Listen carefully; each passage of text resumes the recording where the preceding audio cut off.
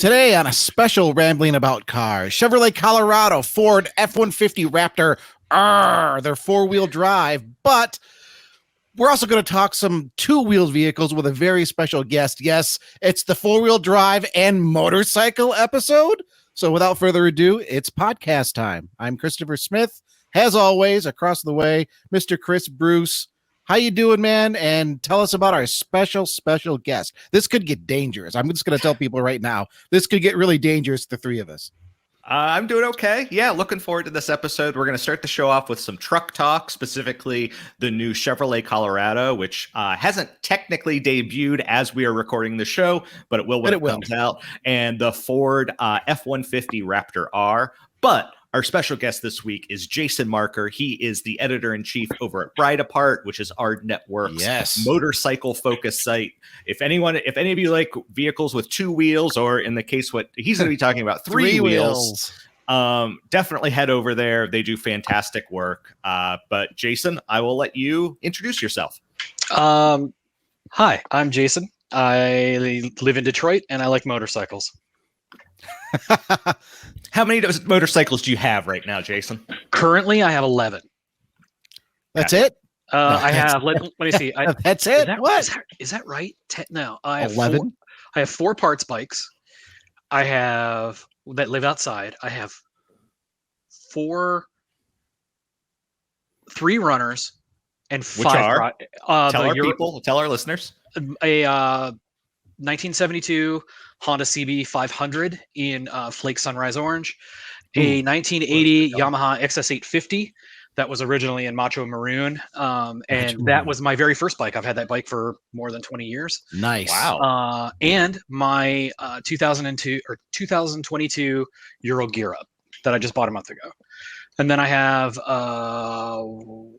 3 projects going right now. And just to prime people on what we're going to talk about later, the Ural that you just bought, you already have a gazillion miles on it because you bought it across the country. I did. And then spent a few weeks riding it home. Not a few weeks. No, I bought it in Salem, Oregon, and I spent 11 days riding it back to Detroit. It's almost 2 weeks. It's almost 2 weeks. Well, it sounds better when you say a few weeks. To be fair, I lived on that bike from June 20th to July 6th. And part of that trip was a stop right behind me in Motor One's Rapid City, South Dakota office. The South Dakota desk, yeah. Where I got to meet you finally in person. And the reason, folks, I said this could be dangerous. The three of us, okay, this is actually the first time we've vocally spoken together, but we've in our Microsoft Teams chat, we're just in our own zone of awesome where we're talking cars, bikes, video games, all kinds of cool stuff. So when I say this could be dangerous, as you can see, we're already 3 minutes and 30 seconds into the podcast, and we haven't really talked about anything specific yet, aside from the motorcycles. We should probably jump over to some truck talk. And why don't you talk about your filthy car stuff, and then we'll come back to a proper conversation topic. And before we do, just a quick reminder, follow us on YouTube, Spotify, Google, any place where there are podcasts. You can find us, follow, subscribe, hit all of those buttons. It lets us do more crazy, cool stuff that we're going to do a little bit today. And it starts with the 2023 Chevrolet Colorado, the new mid-size Chevy truck. And yeah, this is debuting on Thursday, July 28th. So a day after you're hearing this podcast, a day before as we're recording. And Bruce, can you tell us a little bit about it? Because you were on a backgrounder with Chevrolet, getting a little bit of info. Plus you wrote up the debut article. So tell us about it. I sure did. Sorry, I am trying to get the slideshow on this going as I am talking to you folks. So yeah, things are getting a bit complicated on my end right now, but bear with me and we will get you there. New 2023 Chevrolet Colorado, new generation for the truck. And it is a pretty significant change all the way around. So it rides on a new chassis. The wheelbase is 3.1 inches longer. The engineers, they made sure they pushed the front wheels further to the front. That means the front overhang is shorter. That means the approach angle is better. And that's true for all of the trucks throughout the range. And they clearly see who is buying these trucks, because there are 5 trim levels. 3 of them are off-road oriented. And for the record, Bruce, I'm trying to get a slideshow going on my end too, and it's probably because we don't have this article published yet as we're recording this. We do not. You're right. It occurs to me that might be why. We'll get some images up for those following on YouTube here in a second. But keep telling us a little bit about it, because I mean, I'm actually learning along with everybody listening, because I haven't even had a chance to look at like the embargoed information, the background stuff. It's a really kind of, I think it's a pretty aggressive update, especially in the ZR2 form. I mean, I feel like Chevrolet is really, they've taken notice that there's a mid-size Ranger back in the market, because I mean, Chevrolet, GMC, they kind of had things to themselves with the Colorado and the Canyon for several years. And now that the Ranger is back, it's kind of like, ooh, we better step up the game a little bit. And I mean, in ZR2 trim especially, it looks kind of mean.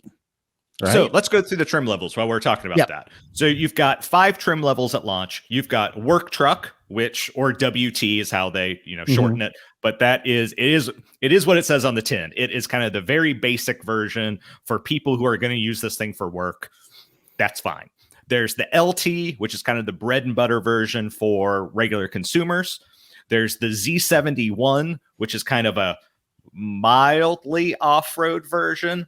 There's the ZR2, which has even more off-road goodies, and there's Trail Boss. And in addition to that, there is the Desert Boss special edition of the ZR2. And that has all the things. Right. Or I'm sorry, special edition package. There's the ZR2 Desert Boss as well, which takes the ZR2, adds even more stuff onto it to make it even better, kind of going off-road in the desert, as the name implies. So yeah, quite a few versions. What's interesting though is you essentially now have one engine in the Colorado, where currently you have a 4-cylinder, a V6, and a 4-cylinder turbo diesel. Across the board now, you only get a 2.7 liter turbocharged 4-cylinder, but it's available in 3 tunes. So in the work truck and the LT, that makes 237 horsepower, 259 pound-feet of torque, and it can tow 3,500 pounds. In the Z71 and Trail Boss, let me back up a second. There's also what they're calling the 2.7 liter Turbo Plus, which makes 310 horsepower, 390 pound-feet of torque, and can tow 7,700 pounds.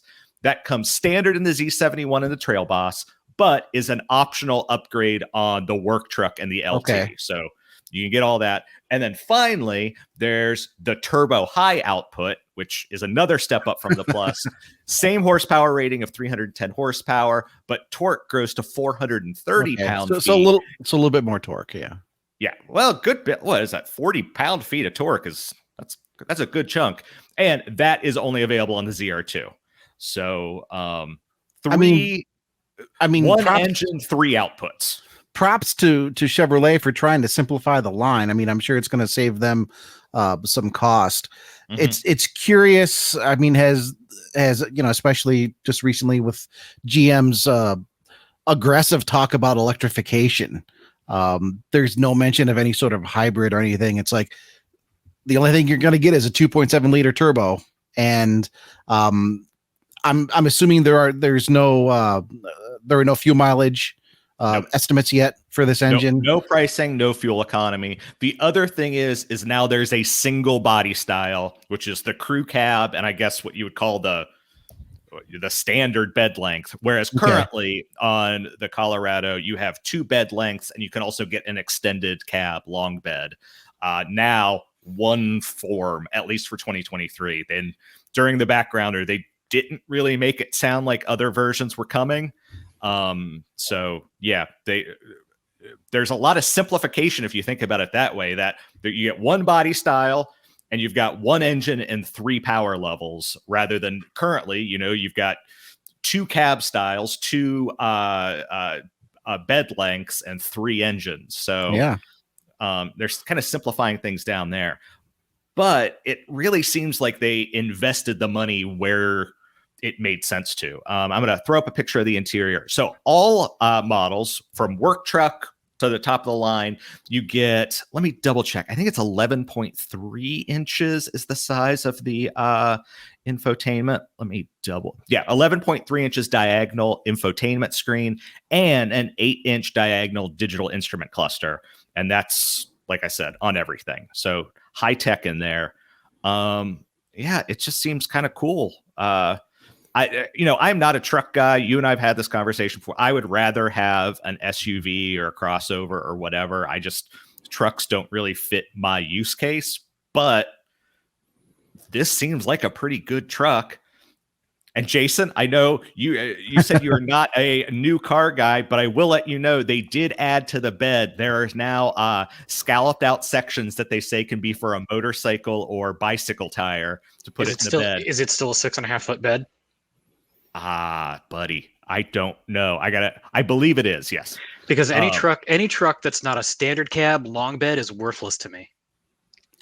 We hear that. I mean, we hear that a lot.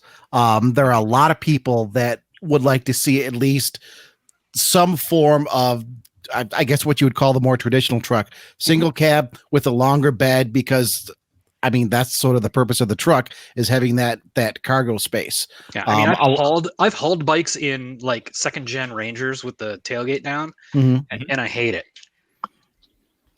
Yeah, I mean, not that, because I love Rangers. Like Rangers is the ultimate truck, but I would like to have the whole bike inside the truck. Oh, you're not alone. Yeah. Not alone. We hear that quite a bit. I'm assuming, because Bruce, you mentioned there is a lot of simplification going on here. One can only assume that Chevrolet, they've looked at the numbers, they looked at the stats, seen how their truck sells. This is probably the version that sells the best. I mean, this combination of cab and bed length. Presumably, yeah. I mean, that's the only reason they would do that. Plus, right. They can. They simplified things when it comes to manufacturing the truck, that there's one body style and you put one version of 3 engines into it, and you pump, you don't have to worry about making a V6 and a 4-cylinder and a turbo diesel. You just make this one 4-cylinder, you figure out which version of the turbo and stuff you're putting into it, and then you put it in the truck and you roll it off the line. But on the other hand, you can also tell that Trail Boss Z71 and ZR2, they clearly have seen the writing on the wall, and that buyers definitely want a truck that at least looks rugged. And so that's what they're doing. I tell you, I like the look of this a lot better than the Silverado, and I like the look of this much better than the outgoing Colorado. I think it's a sharp looking truck. Honestly, compared to this or a Ranger, my initial reaction is to go Colorado.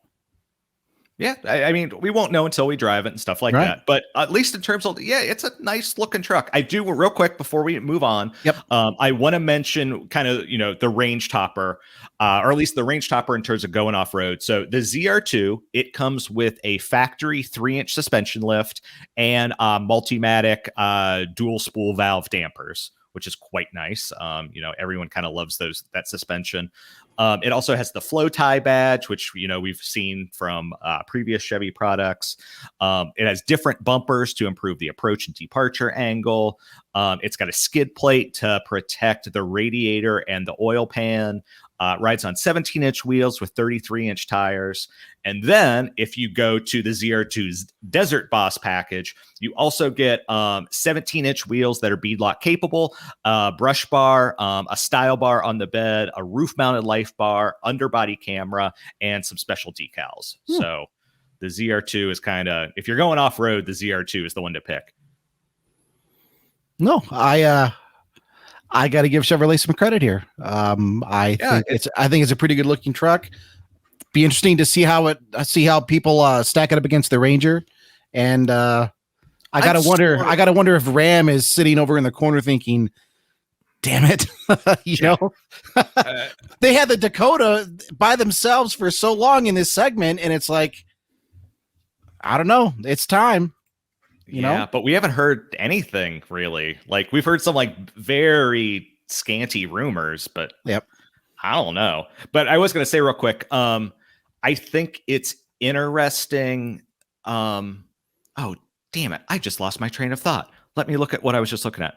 I think it's interesting that, you know, they're really taking a big swing here, in my opinion, because I'm surprised that there's not a hybrid model. I'm surprised that they're getting rid of the turbo diesel. Like, you know, the turbo diesel, especially, I bet it doesn't have a huge take rate, but also I know there are a lot of people out there that I want to be able to get a diesel pickup truck, and the hybrid, that just seems kind of like the future.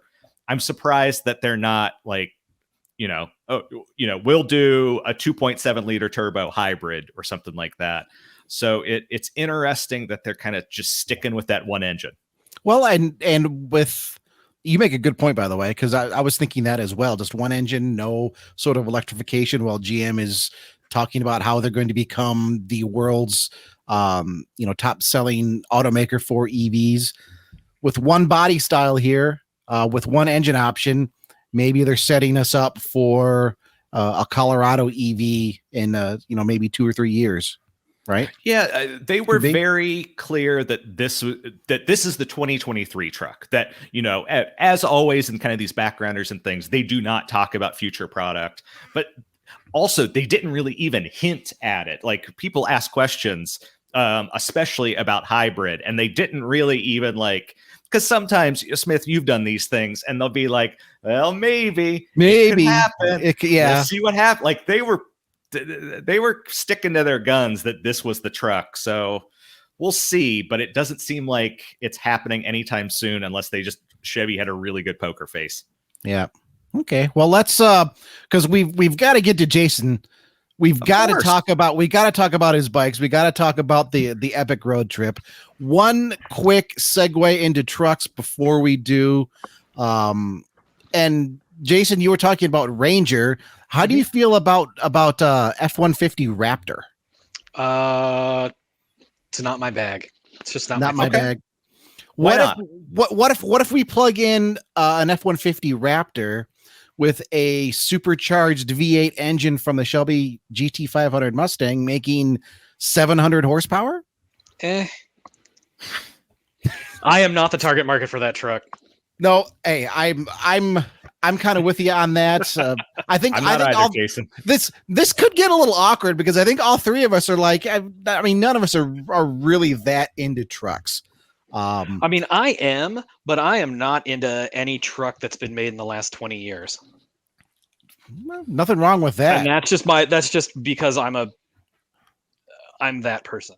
Jump back to a nice square body Chevy, or like a 1993 F-150 Night edition, maybe. The last pickup I had was an 85 base model F-150 with a rubber floor, a 4-speed, and the inline straight six. Okay. Was that the 300? Man, that's an unstoppable truck right there. The only options that thing had were the AM/FM cassette and a sliding rear window, and that was the most perfect truck ever built. I mean, that was back still when trucks were kind of trucks.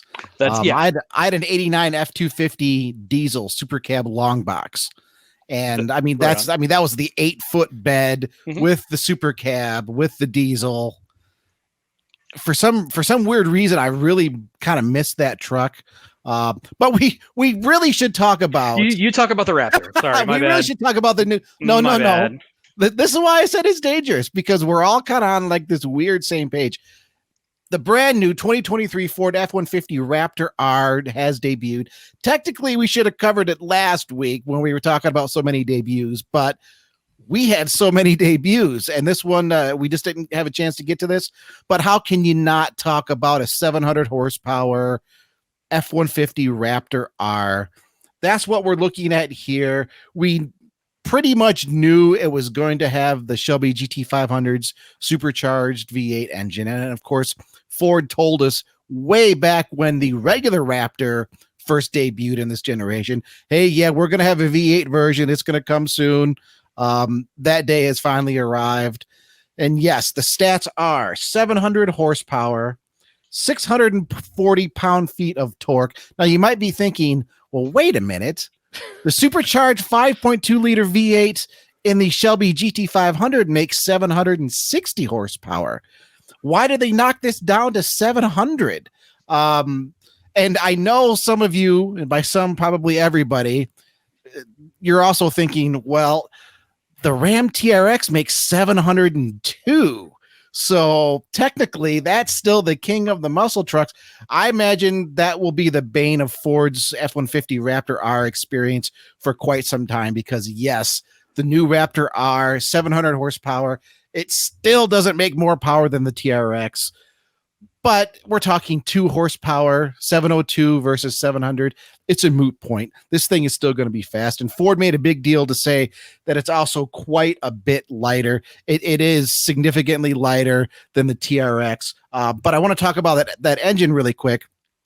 640 pound-feet of torque. That's actually up from the GT500. And more importantly, for a truck application, that torque is coming in at a lower rev range. 4,250 RPMs is where you reach max torque. So they didn't just put the engine in the truck and cut power for some weird reason. It's actually tuned for truck duty, if you will, giving you a just better, more usable low-end torque at the expense of high-end horsepower. So, and again, we're still talking 700 horsepower.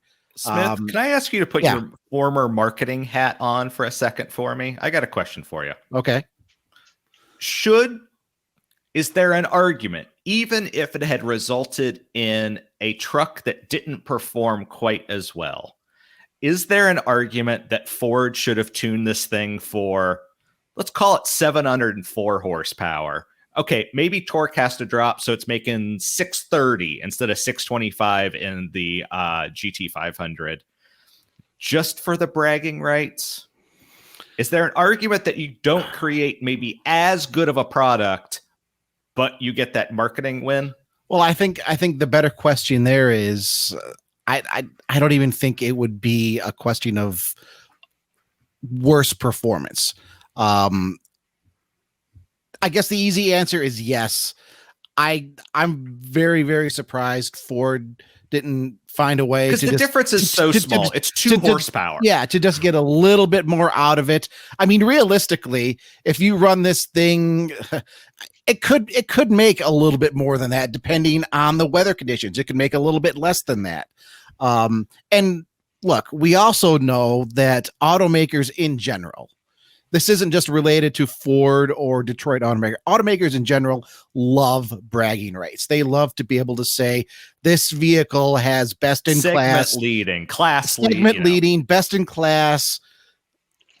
Insert statistic here, and we have it, right? I mean, didn't the big three have a war, like a truck war? When was it, in the 50s or 60s, about how many lugs their wheels had? Where they were trying to up, I don't remember each other on how many that lugs their wheels have. I don't remember that one, but I mean, that's something that stuck in my head. Stopped, right? Right. That's just the lug nut thing was something that stuck in my head that I read a while ago. Right. Well, you think about more recently the torque war when it comes to heavy duty trucks. Like, sure, it's gone from like 800 to 900 to 1,000 foot-pounds to over 1,000 foot-pounds. That like. Right.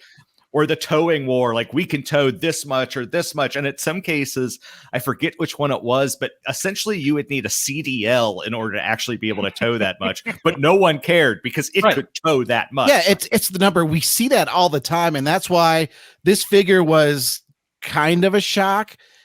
In real world, you're not going to notice. No. But I guess my question is, if they just dropped the Shelby's engine in there without any adjustments at all, safe maybe for some oil cooling, which they did do on the Raptor, just kind of beefed it up for better cooling, bigger oil pan, would the truck actually perform worse? I mean, is this tuning to get a little bit more torque out of it, really worth the rather substantial horsepower drop.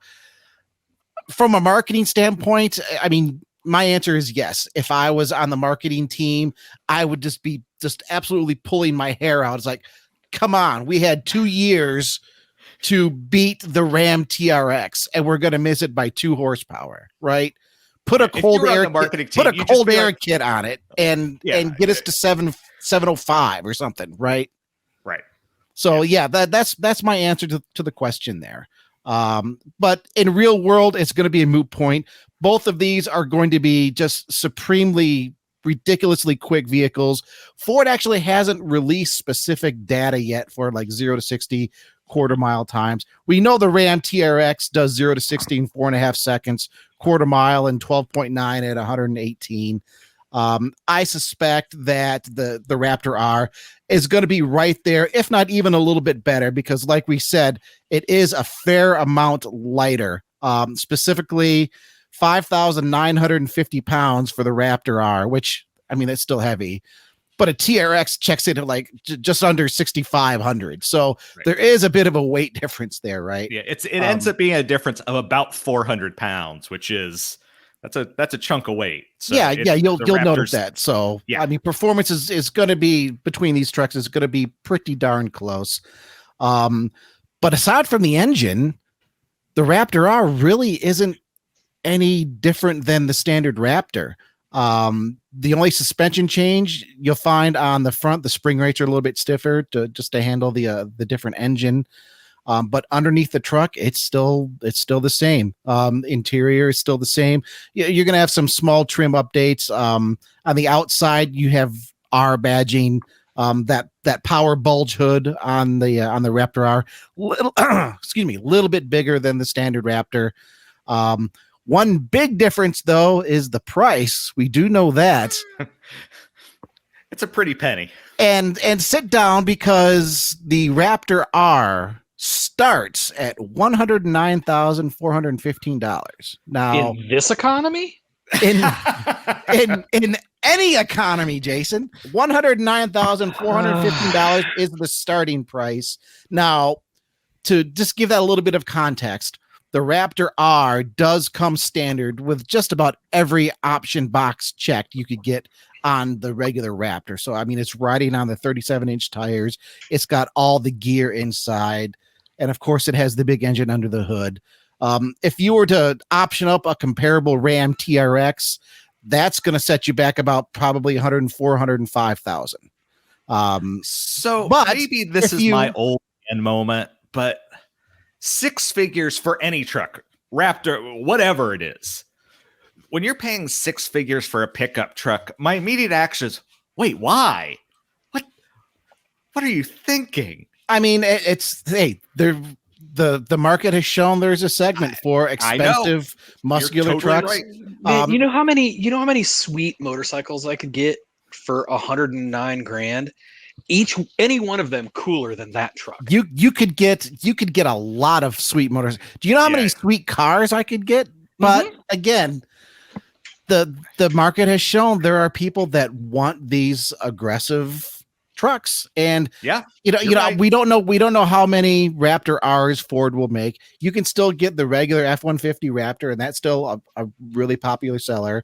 But if you just want a high horsepower factory stock muscle truck, the Ram TRX starts under $80,000, and you get 2 more horsepower. Sorry, marketing folks, but people are going to keep coming back to that. But yeah, the Raptor R, we didn't get a chance to talk about it last week. We're talking about it now. I mean, I'm not a truck guy, but it's a cool truck. I'm not gonna argue that point at all. It's a cool truck. It's supremely capable with its suspension. It's going to be supremely fast with the engine. $110,000. We'll see. I mean, we'll see how it goes. And if you want to see a little bit more of a comparison, you can go over to motor1.com. We do have a really nice comparison. F-150 Raptor R versus Ram TRX, where we line up the horsepower, the engine stats, the weight, the price, all of the stuff, compare it directly. I'm very interested to see what the performance figures are going to be. Very interested to see the fuel economy. Ram TRX gets 12 mpg combined. If you're paying $110,000 for a pickup truck, you're probably not worried about fuel mileage, but hey, it'll be interesting to see, right?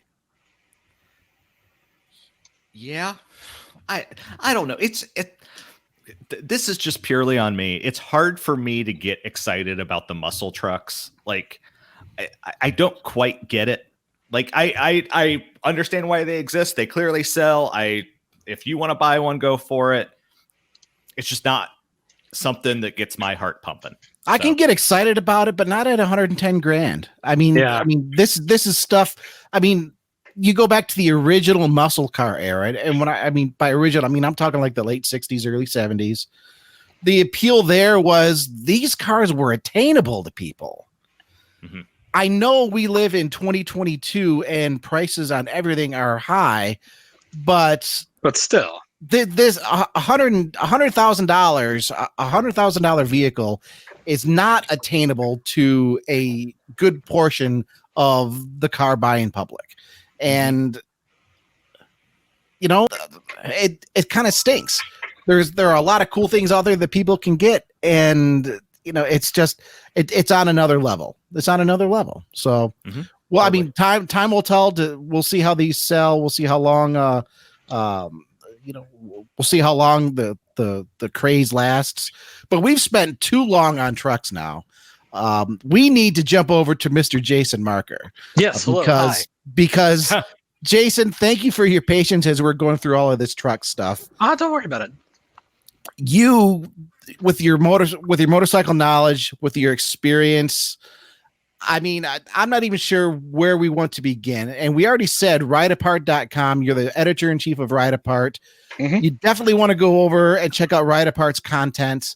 Even if you don't know a lot about motorcycles or aren't into motorcycles. We will teach you about motorcycles, and we will make you a person who is into motorcycles, because motorcycles are the raddest thing, and they're for everybody. So, Jason, I want you to start. Tell us what you bought in Salem, Oregon, and I want you to explain in kind of the most basic level what it is that makes this bike interesting. And we were kind of talking about this before the show, just like a smattering of history about this motorcycle and why this company is kind of unique, right? Because you don't see very many of these at all. So you don't. Yes, they only make about what do they make? Something like 1,200 a year, or 1,200 or 1,800 a year. And what's the bike that we're looking at now here? That is a 2022 Ural Gear Up. That's the model I have. That's not the color I have. That's the color I wanted. That's called Garnet Red. It's my favorite color they have this year. But unfortunately, I got another color, which is actually a nice color, but just not the one I wanted. Let me start at the beginning. Sure. So Ural started out life back in the 30s as the BMW R71. And when when the Nazis took over Germany, BMW had been nationalized, and the Nazis and the Soviets signed the Molotov-Ribbentrop Pact, the non-aggression pact, right? And dude, you're getting really deep. Like through that, you can just say World War II happened. But sorry. No. It's my thing. Sorry. You're right, though. You're absolutely right. The Germans licensed this design to the Soviets to make a bike, and then everything went sideways. Operation Barbarossa happened. The whole 9 yards. The invasion happened. Many millions of people died. Many millions of people died. But this bike, the Soviets wanted this design because they thought it would be good for the Red Army, and it was. And so what happened was they got all the tooling and all the machinery and the plans and everything to make this bike. And they started cranking them out in Moscow, and they called it the M72, I believe. And then here come the Germans, and they split the factories into two parts. And they sent one half of the factory to Irbit, which is in the middle of the country. It's a very pokey little town in the middle of the country. And then they sent the other half of the factory to Kyiv in Ukraine. And that's where they cranked out these bikes. And they were strictly military bikes until the 50s. And at that point, the two separate factories were known as IMZ, which was Irbit Motorworks, and KMZ, which was Kiev Motorworks. Eventually, those bikes evolved. IMZ evolved into Ural. KMZ evolved into Dnipro. And at the time, they were still using the original BMW stamping and tooling and everything. Eventually, that stuff was sold to the Chinese government, and the Chinese government made the Changjiang for the Chinese military, the People's Liberation Army, or whatever they're called. And they used that same circa 1935 BMW tooling up until the CJs stopped being made, I believe, in the 80s. And actually, I have had my hands on a couple of CJs, like late model CJs, and they are not good because the tooling was so worn out. Makes sense. It's been around for a little while. Never throw anything away. Never throw anything away. But anyway, so what you're looking at here is sort of like the gear up here that you're looking at is the R71's final form. Right. It's fair to, so I'm not to interrupt you, but I just want to add. So like, I remember when I was writing for Autoblog that they finally introduced fuel injection to these. That was in 2014. Yeah, that exactly. Like this has been essentially, you took a World War II era bike or motorcycle and you just slowly evolved it during the decades and slowly evolved and, did what needed to be done. And you end up with this. You end up with the Ural gear up. Yep. And now for all throughout the 20th century, up until 1989, when the Soviet Union dissolved, Irbit, the IMZ factory in Irbit, where Urals were made, it's massive. We talked about this earlier. The number I quoted you is surely wrong, but it's a huge factory because they made everything for the bike in that factory. They made the tires, they made the batteries, they made the cables, they made everything in that factory because that was sort of like Soviet command economy at work, right? And then, everything went sideways in '89 for the Soviets.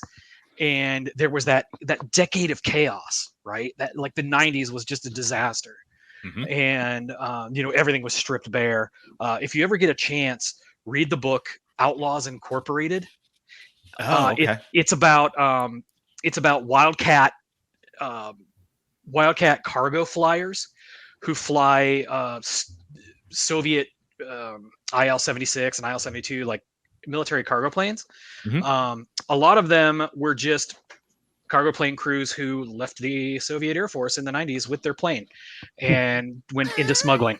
It's a great book. It's a phenomenal book. What's the name again? Outlaws Incorporated. Outlaws Incorporated. I might have to check that out. I want to say it's Outlaws Incorporated, on the ground and in the air with the world's most dangerous smugglers or something like that.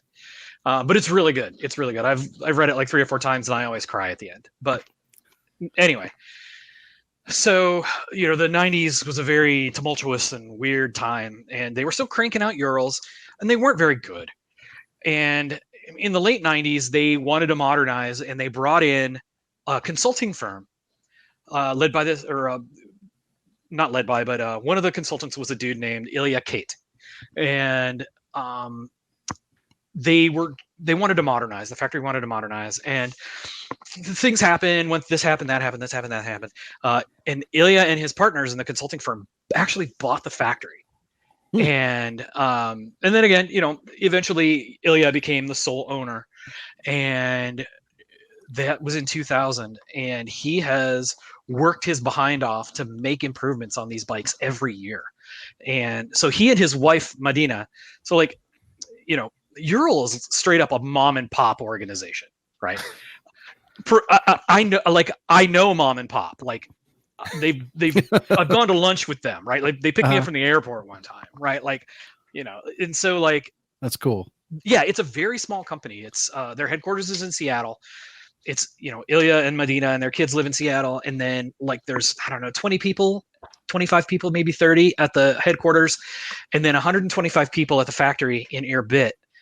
But we just had some news from from the factory that we'll get into later in the segment about a new facility in Kazakhstan. Okay. And that's a whole other thing. We'll talk about that in a little bit. But so they've been making slow improvements over the years. They went to 750 cc's. They went to the fuel injection in 2014. In 2019, they revamped the engine again. They revamped the engine a little bit every year, but they went with better pistons, with Teflon skirts, and different architecture in the heads. It's incremental improvements with Urals, and right now, I mean, they're phenomenal motorcycles for what they are. Right? They're very quirky in a way that, like, I love them so much. Right? I love Urals so much, but I wouldn't. Would you say it's more kind of about the character? It is. You don't buy a Ural to buy a motorcycle. You buy a Ural because you want to own a Ural. Gotcha. That's right. That makes it very, very clear. And just to And let that's why I everybody bought know, and just to let everybody know that's not on YouTube. We're actually looking at a 3-wheeled vehicle. This is a motorcycle with a sidecar attached to it. I'm sorry. Up until go ahead. Sorry. Oh, I was going to say the other interesting thing, especially with the gear up here, is that it is a 2-wheel drive motorcycle, and that means that it's selectable. Right, exactly. You can select to engage the drive wheel on the sidecar side. So it is essentially a vehicle that if you are in very rough terrain or whatever, and you need that extra traction, you can you can send power to that outside rear wheel, and you have a 2-wheel drive motorcycle. It's not powering the front wheel, it's powering the sidecar wheel and the rear wheel. And the gear up is really, really capable off-road. I mean, it's not a dirt bike and it's not a GS 750, but it's really capable off-road. And you can find videos on YouTube of Ural testing these things in Siberia and just fording rivers and bouncing over rocks and everything. They're just, they're tough. They're tough machines. They're very basic. They're very simple machines, but tough and fun, and they have a lot of character. And the sidecar can come off, but it's not designed right? But you don't want to. You don't buy it. You don't buy a Ural to not have a sidecar. Right. Like, they made a model called the Solo for a while that didn't come with a sidecar, and it wasn't very popular. I can imagine. Yeah, just because you buy a Ural to own a Ural, and part of owning a Ural is having the sidecar. And it's a very basic machine. It's only a 750. It only has a 4-speed transmission, but the 4-speed does have a reverse on it. It's just really basic.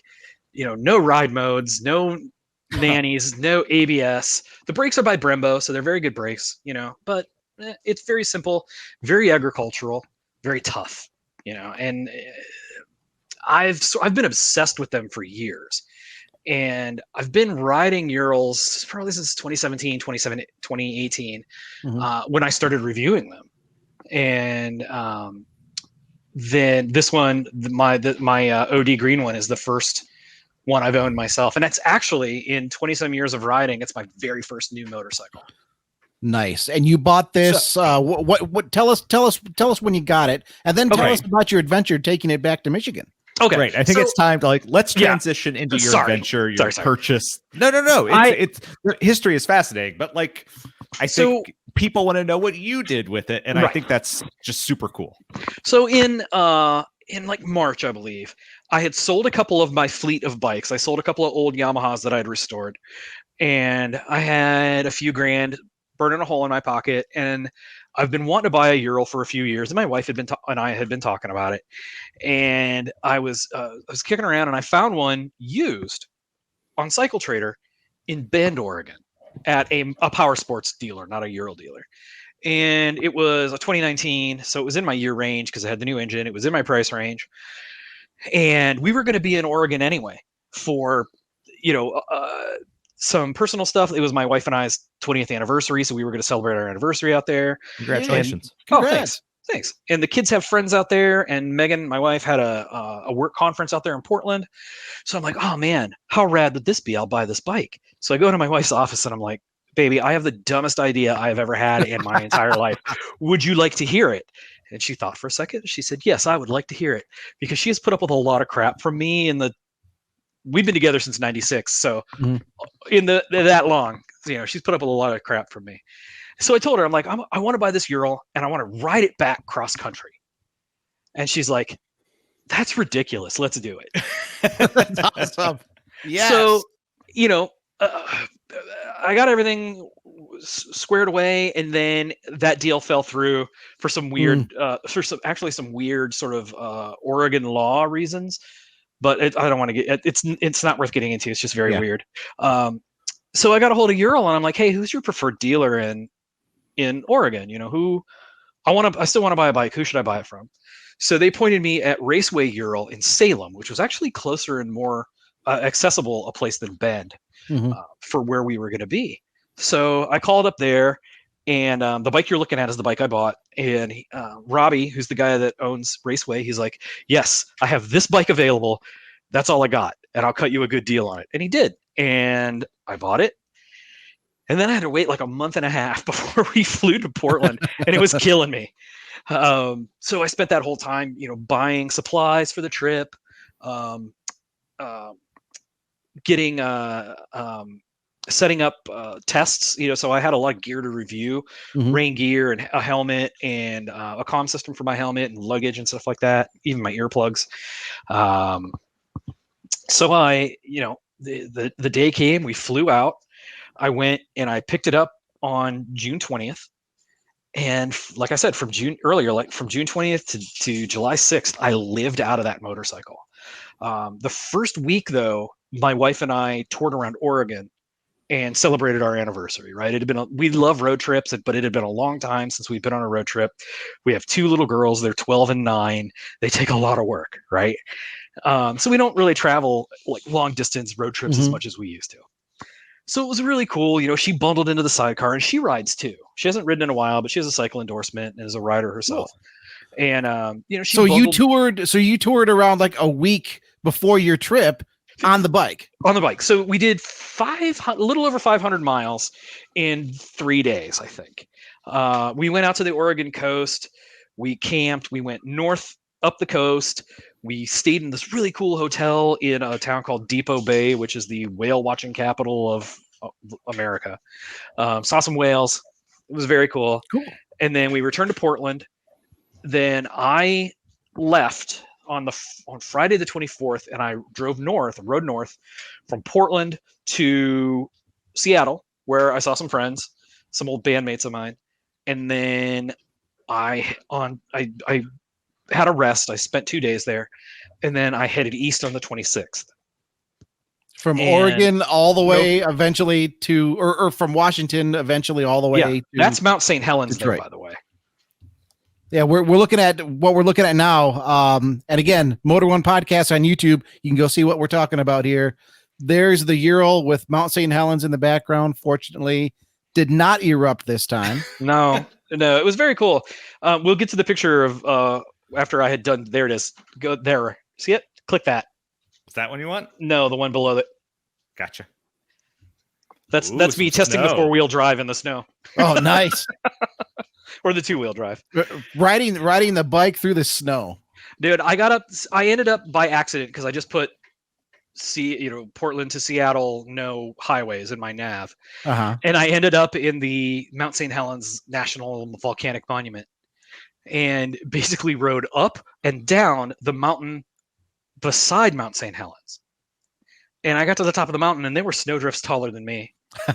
It was really cool. And along the way, that first part, in the Pacific Northwest, I was able to stop at a place in Portland called Hinterlands Coffee, or Hinterlands Empire. Sorry. It's a art space, like a shop, a DIY place, a coffee roastery, and a motorcycle hangout, and an LGBTQ safe activity space. Right. It's very cool. Run by this really rad person named Trina. And I went in there and I'm like, man, all I need is like a cup of coffee and a bag of coffee for the road. I'm only going to be here 15 minutes. I'm going to say hi to Trina because she and I had been talking on Instagram, and then I was going to leave. I was there for like 3.5 hours, right? As you do. Because you saw all the choppers and everything at the beginning and the old Japanese bikes. All these young people on these old bikes and these choppers they built themselves. And when I say young people, I mean people in their 20s. They were there and they were going to a rally and they were staging at Hinterlands. And so I bought some stickers for the bike. I bought some coffee. I hung out and talked to Trina about stuff and talked about bikes and this and that. I even did some of my ride apart work. And then I left and I went to, Seattle and then east. These pictures you're going through right now they're basically from the middle of Washington state where the mountains end and the plateau begins. I don't know what to call that. This was a gorgeous valley I entered at sunset. And it was so lonely. It was right by the Grand Coulee Dam. It was so lonesome and gorgeous and beautiful. And I love high desert. I love mountains and canyons and stuff. And I just had to pull over and stand there, and it was just silent. It was one of the most silent places I've ever been. And just the sun was going down over the mountains.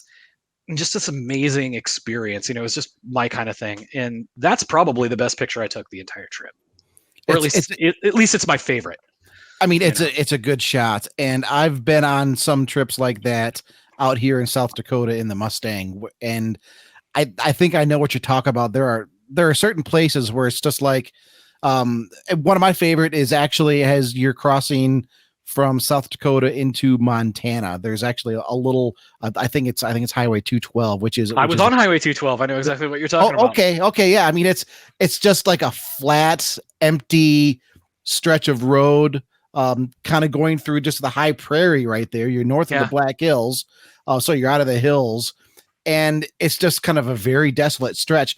But right there where you cross into Montana, there's a little spot, obviously, where people pull over. And I think the second time I was out that way, I was in the Mustang, and it's like, you know what? I need to stop here. Yeah. And just pulled over, and you just look around, and you can just see everything around you. And it's just kind of still and surreal. I can only imagine the experience of riding this bike across country. It was really amazing. It was so from Washington, I went through the top of Idaho down into Montana. I had 2 stops in Montana. Then I went into Wyoming, to Thermopolis, Wyoming, to the world's largest natural hot spring, and took in the waters. I really like Thermopolis. It's a neat little town. Had a great breakfast there. And was able to take in the waters at the hot springs, which was very cool. From Thermopolis, I think I came to your place from Thermopolis. Yeah, your plans changed a little bit. My plans changed in the middle because I realized I could only do about between 350 and 400 miles a day on this bike. Yeah, because what's the top speed of it? 65, 60. So well, let's roll that back a little bit. Every speed limit is aspirational on the Ural. Okay. But so yeah, I mean you're limited in the distance that you can cover. Right. And I was on all 2-lane blacktop. I wasn't doing any freeway. Yep. And although I did actually do some freeway, I did some I-90 from the Badlands to Sioux Falls. Yeah, that stretch of I-90 doesn't really count as highway because it doesn't. Because you pass like 5 cars in the span of 300 miles. Right. And I just kept it at 60 miles an hour in the right lane and hunkered down and it was good. But yeah, I was really stoked that you were able to stop by my place in Rapid City. We got a chance to hang out. Yeah, that was very cool. We got a chance to fix the Ural. Although one problem you did have to fix it later on. I did have to fix it again. The one problem I had was a high pressure fuel line on the right injector, and it delaminated inside. And I think it has to do with the corn juice that you guys call gas out there, because it's a Teflon. It's a Teflon coated fuel line, And the Teflon lining basically delaminated from the inside of the hose and slid down the hose and bunched up around the bottom of the hose where it goes into the injector. Okay, so that's what was going on. We just thought it was kind of a loose clamp. Because you get to my house, right? And I've got the garage open. It's like, bring the bike in, pulls in. Hey, how you doing? Fuel everywhere. It's like, why is it smoking? Fuel leak. So yeah, I mean, just found that little hose, but that's the Teflon liner. Wow. And it was just, I would cut a piece off of it and I would put it back on and it'd be fine. Then it would slide down a little more and I'd have to do it again. And eventually I ran out of slack on the fuel line and I had to go to O'Reilly's and buy some fuel line, we do have a little bit of ethanol out here. I've found one station where I can get premium without ethanol. I was mostly, the Mustang. The bike calls for premium because it doesn't have any ethanol in it. But a couple of the gas stations I went into, and I forget who they were, but it was always the same line of stores. They only had 89 octane.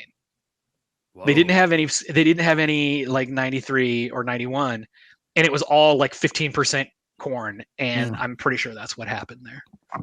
So Jason, I've got a question for you. You've got this picture of all of your gear laid out, and that's an insane amount of gear, by the way, to have with you on a motorcycle, and that's awesome. I was on the road for a long time. It looks like there are multiple first aid kits, maybe. Nope, anyway, just one. Okay, no, but to tell our listeners how you prepared for this trip, what you brought with you to be ready, willing, and able. The sidecar. Country. The sidecar was full. The sidecar was full. So there's a woman named Amanda Zito, and she runs a YouTube channel as the Magpie Flies, and she is a professional wanderer. She's a professional nomad. She lives off of her Honda adventure bike and makes YouTube videos. And she does a lot of backcountry camping. She's sponsored by a bunch of bike gear companies and everything, and that's all she does. She rides around the country and makes these videos, and she's really cool. She's really, really cool. And I used a bunch of her videos on how to pack for long distance travel and camping, and adapted them to my uses. Because I wasn't going to be backcountry camping. I only camped a couple of days, and it was pretty civilized everywhere I was. So I had primarily 3 bags. I had my clothes bag, which was a Givi. I want to say that's a 40-liter roll top duffel bag. That one right there. Waterproof. I had all my clothes and my DOP kit in there, and my stuff bag for my dirty clothes. So that was in there, and that went on the floor of the sidecar, between the seat and the nose. Also in the sidecar, I had 2 gallons of water that I was using for my water bottles that I was using to wash and brush my teeth and the whole thing. On the seat, I had my cooler. I had my vacuum bottle for coffee, my vacuum bottle for ice water. I also had my first aid kit, a roll of paper towels, a packet of wipes, my road atlas. And a road atlas. There's something that you don't see anymore in the age of GPS. And I got to use it a couple of times. Nice. It eventually got destroyed in a rainstorm in Minnesota, or not. Wisconsin. It got destroyed in a rainstorm in Wisconsin. But so that was that. And then I had a tank bag. If you zoom out a little bit, the tank bag is right in front of the front wheel. And that guy right there. So that had my tablet, my keyboard, my microphones, my gimbal for my phone, pens and pencils, all my cables, my headlamp, my battery, which was made by Zero Gravity batteries. That thing right there that says XP1 on it, that can jump a car. That can jump a car with a V6 in it. So I had it so that I could jump the Ural if I had to. Plus, it's got USB outs on it. It has outs for laptops. I had that inverter. I had that in the sidecar, using the PowerPoint in the sidecar. I had a bottle of bear spray just in case. You never know. And I had my paper notebook, and all of that stuff was stuffed in the tank bag. And the tank bag attaches to the tank with magnets, so it sticks there. Oh, really? Okay. Yeah. And that was a great bag. That was also a Givi bag. And then if you scroll a little bit to the left, this Givi here on the left, this kind of rectangular one, the 65-liter guy, that had all my camping equipment in it. So, my tent, I have a friend that does bicycle camping. She does long distance bicycle touring and bicycle camping. So she loaned me her tent, which is a big Agnes 2-person backpacking tent. Like if you go up a little bit, scroll the picture up a little bit. See these two, oops. No, right. See these two gray tubes right here in front of the bag? Tubes. Yep. I got the bag. right there. I don't see them. Oh, yeah. Right That's there. my tent. Okay. And then the thing that says Nemo was my my sleeping pad. Okay. Right. I mean, everything were just scrunched down. Everything just scrunched down. And then I had my freeze dried food from Peak Refuel. I had my wait. Freeze dried. You had freeze dried food with you? Yeah, for camping. And then Nice. I kept my snacks in my cooler. My regular road snack is like hunter sausages or hard salamis, baby tomatoes, baby bell cheeses, and baguettes. I'm just waiting for you to be like, yeah, this is the slingshot that I packed with me to take out rabbits. If I needed to take out rabbits. The only weapon I brought was the bear spray. And then so all my camping equipment, and then like paracord, bug spray, sunscreen, some extra equipment and everything. That was all in the camping bag, and it was strapped to the luggage rack on top of the spare wheel. Now, under the spare wheel is a trunk. It's like a 3 cubic foot trunk. And in the trunk was my rain gear that was provided to me by Speedy. It's this sort of gray and red and black jacket and these black rain pants. That saved my bacon a couple of times. And then my tool roll, my mini compressor, and all my tire repair equipment and my emergency equipment was all in there. Huh. So I had about 150 pounds of gear. So I had the equivalent of a passenger on the bike. Sure. And the bike handles better the heavier the sidecar is loaded. Yeah, I wanted to ask you because you were talking to me a little bit about this when you stopped by out here. What are some of the riding and handling characteristics of this bike? Because it's not what you would expect. It's not. It's completely different than riding a regular motorcycle. You do more direct steering than counter steering, so you're always sawing at the handlebars, right? And you're using this bike needs wider handlebars for more leverage, especially when the sidecar is all loaded up. Especially when it was me, my wife, and all of our gear. The sidecar. The most important thing is the sidecar has its own momentum. And it swings off the right side of that bike like a pendulum. Now, it's got a brake on it. It's got a very good Brembo 2-pot brake on it, disc brake. But wait. A separate brake, or it does. Yeah, it's still linked to the rear brake pedal. So the rear brake on the bike and the brake on the sidecar are activated at the same time. But they have separate master cylinders and separate systems. They're just linked at the brake pedal. Physically linked. Yeah. Okay. And then the front brake is controlled by the right hand lever. Yeah. The sidecar has its own momentum and its own weight, right? And it's not driven unless you have the driven wheel on, but just in day-to-day use, it's not driven. So you have to compensate for that constantly. And for example, when you take off from a stop, the sidecar's a fraction of a second behind the bike because the sidecar hasn't come up to speed yet.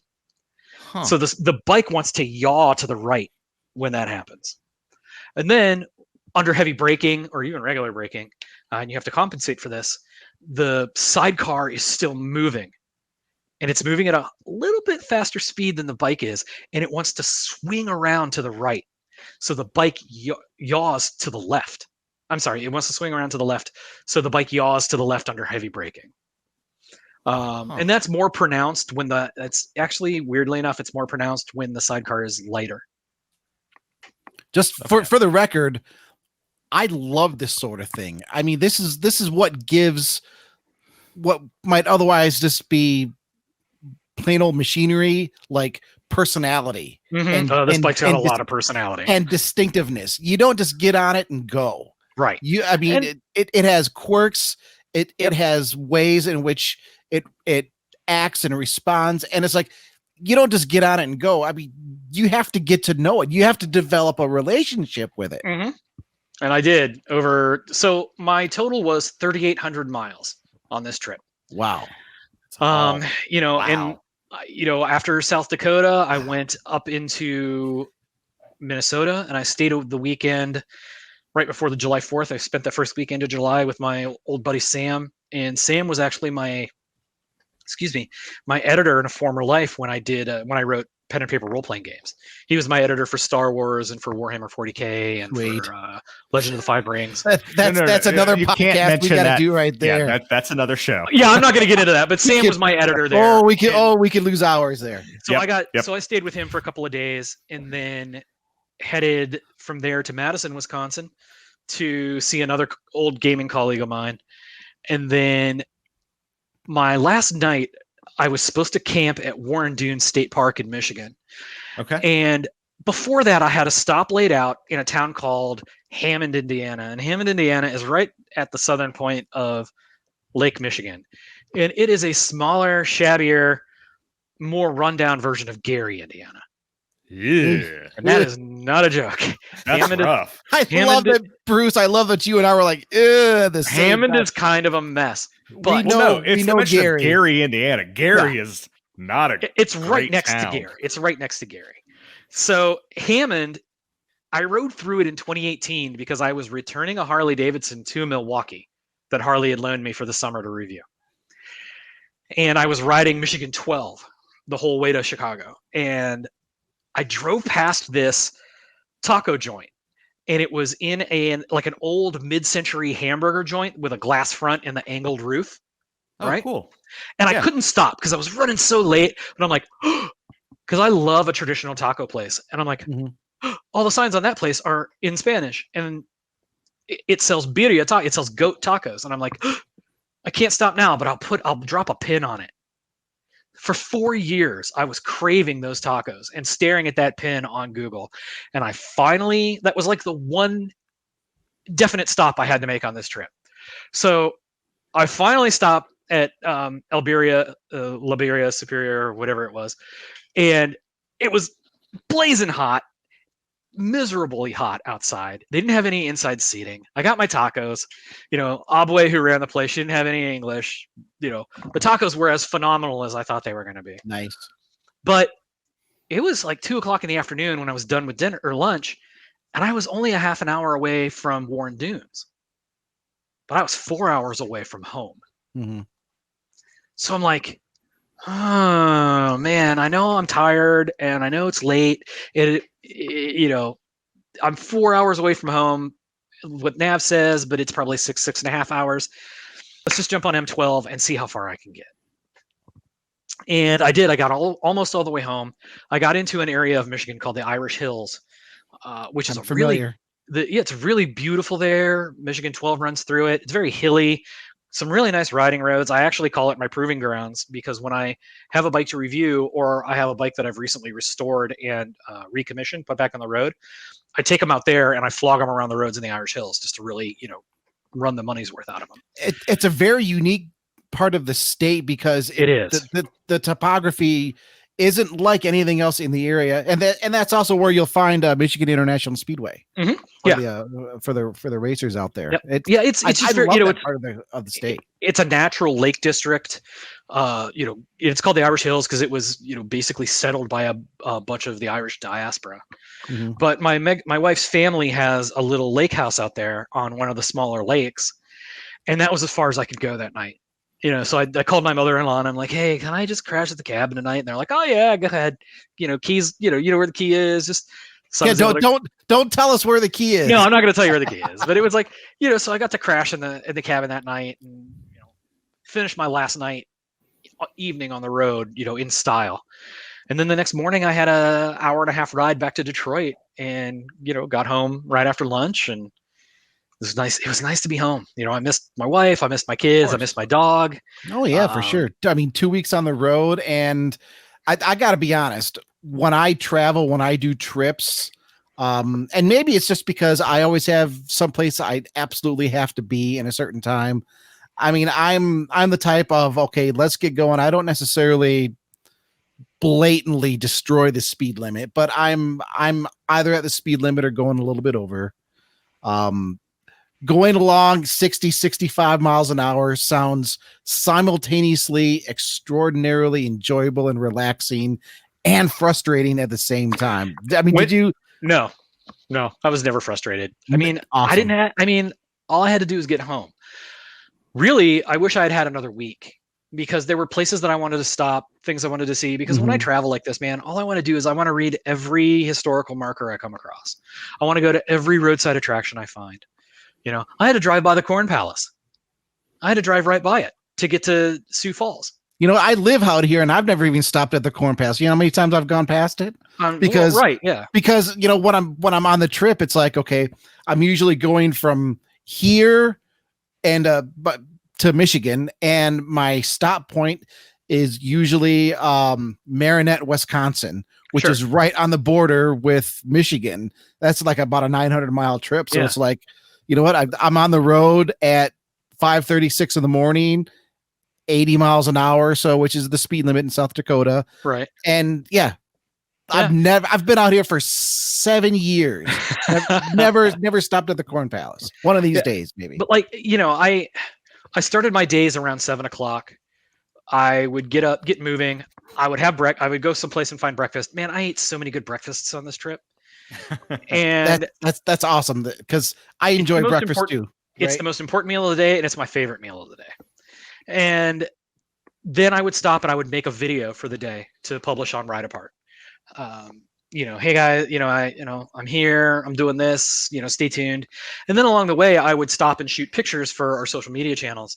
And you could tell as I went on, like it takes so long to stop, get off the bike, take my helmet off, block these shots, make sure the light's right, shoot these shots, wait for people to get the hell out of my way so I can shoot these shots, right? It's just like I'm losing 5 minutes here and 10 minutes there, and that turns a 6-hour ride into a 12-hour ride. Right. And how many times did you have people come up to you asking you about the bike, like when you pull over, many, just getting shots or fueling up or eating? Many. A lot of conversations started with, never heard of a Ural before. A Ural. And I got my spiel down real well after the first couple of days. And like I met dozens of cool people and 2 jerks on the trip, so a pretty good mix, Yeah. And just it was really cool to just be in nature and be one with. This sounds hokey, but be one with the machine, right? Like the Ural and I developed a really good working relationship on the trip. Dude, that's not hokey at all. In fact, I would say that's in the heart of Bruce and I. I mean, that's what rambling about cars is all about. Right on. Yep.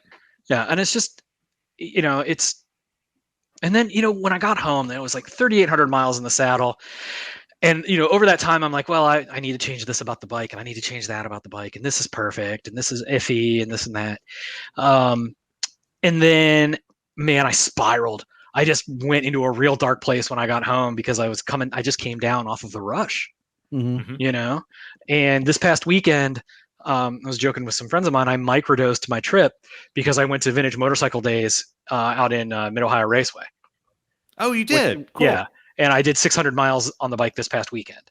Nice. I had to combine it with some family stuff, but found some really great roads in Southeast Ohio where my dad's from, and then went to Vintage Motorcycle Days and got all muddy out in the infield or out in the camping field. But yeah, it was a lot. It was very intense, like emotionally, to be on the bike for so long. And I had all this great gear and all this great equipment that I was loaned, for reviews. And 2 of the pieces of equipment I had really failed me. And what failed, I guess? You will read in my reviews. That's what I was about to ask. Because we're getting towards the end of the podcast. Sure. Jason do you have a write up for this yet over at Ride Apart? Not yet, man. Okay. It's been pretty chaotic. So what I'm doing is I'm doing 3 shorter pieces on the ride. So I'm doing Pacific Northwest, I'm doing Mountain West and Great Plains, and I'm doing Midwest and home. Okay. You know, and basically it's going to be what we just talked about here with all these photos in it, you know. And I'm going to talk about more, like I'm going to talk about the ghost town I found, and I'm going to talk about the cattle drive that I saw, and I'm going to talk about, you know, changing my itinerary in the middle, and I'm going to talk more about, you know, more things that I saw, you know, in depth when I can do that in 1,000 words, you know. And then I have a ton of reviews to write. You know, I have reviews for all my luggage to write. I have reviews for my helmet and my helmet cam. I have reviews for my jacket and, you know, my rain jacket and my rain pants and my boots. Yeah, my boots and my green leather jacket that I was wearing and my gloves and like all this stuff that I need to review. So I'm going to be busy for the next couple of months writing these reviews. Well, Cool. I mean, that sounds great. You had what I would consider a life-changing experience. It was pretty intense. It wasn't my first cross-country road trip, but something with that kind of character. Yeah, I mean, something that special, a bike like that with that kind of character, spending 11 days, not including the time you spent previous, just kind of getting to know the bike with your wife. Yeah, that's. I mean, and being alone. You know, I like to be alone. I'm kind of I'm kind of a real talkative introvert, you know, or introvert extrovert, you know, where I love to go out and meet people and just socialize and you know, talk to people and meet people, but then I need to go home. You know, like I need to go home and have quiet and recharge my batteries. Well, let me just take this moment to share with you and all of the ramblers listening. Thanks for stopping by on your visit, taking some time out. Thanks for having me. It was a pleasure to finally get to meet you in person, and you made me feel so happy and confident that I wasn't going crazy. When we were in the garage trying to get that fuel line figured out, and you were like, I think I said, no, you know what? I've got a little small clamp. Just let me get back here into my little stash to get a little clamp to put on that hose. And I moved to the back of the garage. And while I'm there, I hear you like talking to yourself and or the bike. Yes. You just having a regular conversation. Yeah. And it's like, okay, I'm not the only one that does that, right? Well, how many times did I talk to the Mustang when I did my road trip to Michigan? Because I mean, that was all a solo trip. It's like, how many times am I talking to the car? How many, like when I was coming back and I get up to the Badlands and the temperature gauge is climbing because it's 100 degrees outside and it's an older car. And I've got to put down the windows and run the heat to make sure the engine stays cool. And then it's like, there's a storm up here that could be dropping some big hail. Mustang, we need to get our shit together and get past this storm. And then it's like the temperature gauge drops. Yep. The car's like, all right, let's do this. Having this conversation.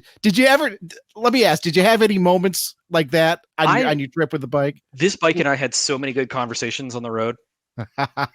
And because I talk like that because I have a very loud, very constant inner monologue. Right. And so my brain's always working internally and then it comes out when I talk it. I think I told you this. I don't know if I've ever told you this, Bruce, but I have whenever I'm working on a bike, I have imaginary engineers that I cuss when I run into something I find ridiculous. Right. Like, why is this part here? That's what you were doing when you were here. And so like, I primarily work on Japanese bikes, primarily Yamahas and Hondas. And so I'm always cussing Hero. Damn it, Hero. Why is that there?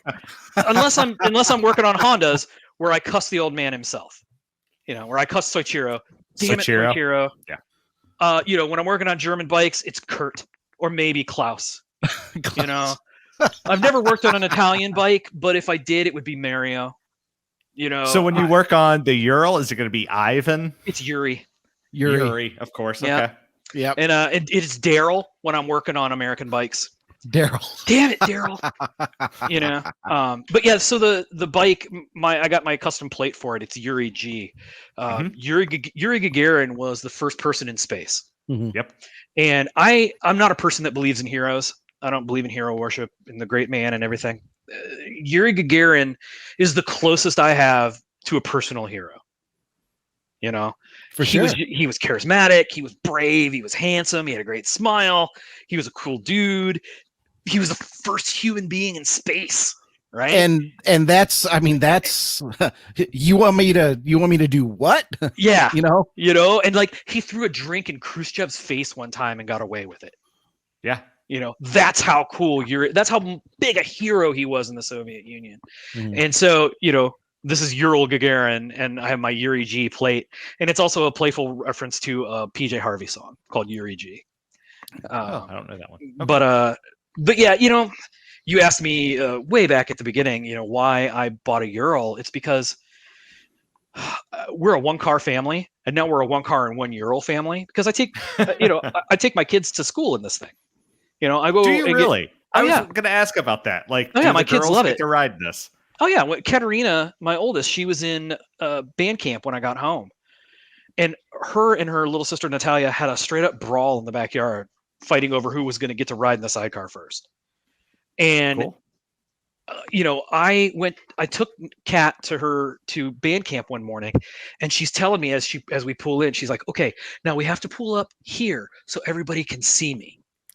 and how she's cool like, is that? and she's Usually like, the kids are like, yeah, drop me right? off a block away because I don't want Right. anybody to see me with my dad. And then she's like, and when you come back, make sure you park in front of that door because we come out of that door when band camp is over. And I was parked right there, and the doors flipped open, and all these kids poured out, and there's Dad on the Ural with his feet up on the nose of the sidecar. You know, I'm looking at my phone, you know, my leathers and my helmet's hanging on the Did you throw mirror in a and few everything. blips? Yeah, No, it's not. It wasn't running. You can't leave it running. Oh, okay. It'll overheat. And it's pretty quiet too. It is. It's very quiet.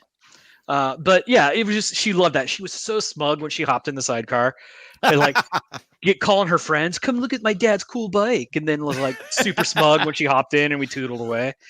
So they really like it. My wife wants me to teach her how to pilot it. Okay. Because, you know, she used to ride, and she still has her cycle endorsement, but she's never ridden a sidecar. So she's like, "You got to teach me how to pilot it because I want to ride it." So yeah, nice. So yeah, you know, that's my wife right there. Okay. You know, she was excited about the trip. We had a great time on the road together. Nice. What a great that's story, my girls man. right there. What a great story. What a cool bike. What a cool adventure. Thanks so much for sharing it with us. Thanks for having me. Thanks so much for coming on the show and listening to us talk about trucks for the first half there. Sure. Folks, what do you think about all of this? You know the drill by now. Send us email podcast@motor1.com. You can always comment on our YouTube videos that go up. Motor One Podcast is the YouTube channel. For those listening, audio only on Spotify, Apple, Google, wherever you're listening, we are always happy to have you listening. If you have a chance to catch us on YouTube, fine. If not, stick right there on your audio platform.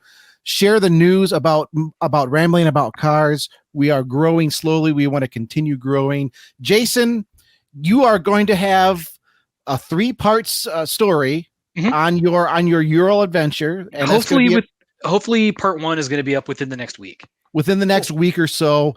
Rideapart.com, folks. Ride Apart, all one word, rideapart.com, where you can go and catch this story. Now, Ride Apart also does all kinds of reviews, news on motorcycles, lifestyle, history, gear reviews.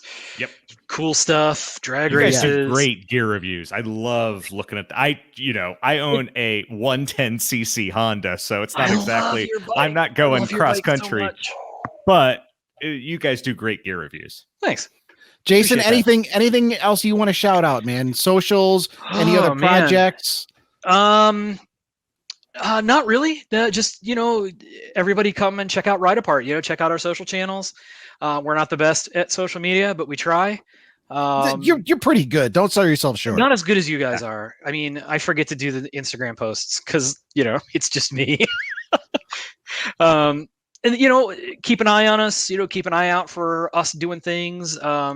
If ever I'm riding around or any of our riders are riding around, we'll always put it on social media.